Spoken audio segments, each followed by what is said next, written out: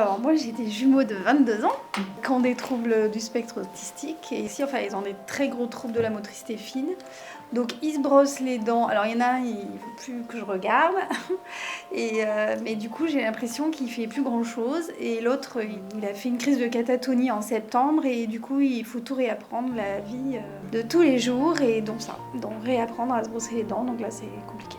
L'objectif, c'est de sensibiliser les familles à la prévention pour éviter au maximum les pathologies bucco-dentaires parce qu'on sait que les soins sont compliqués.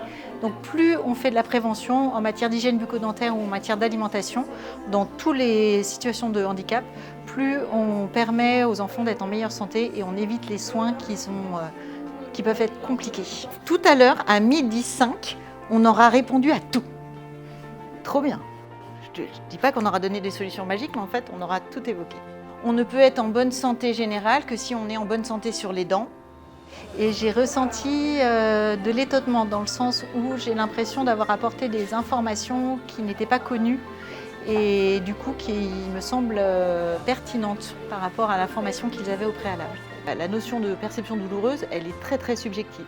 Alors quand en plus, il peut y avoir une perception douloureuse qui est différente de par l'autisme, que ce soit la perception douloureuse ou que ce soit l'expression douloureuse, effectivement, on comprend bien que ça peut être compliqué de percevoir vraiment, vous, la douleur d'autrui. Donc en fait, on va brosser les dents en face.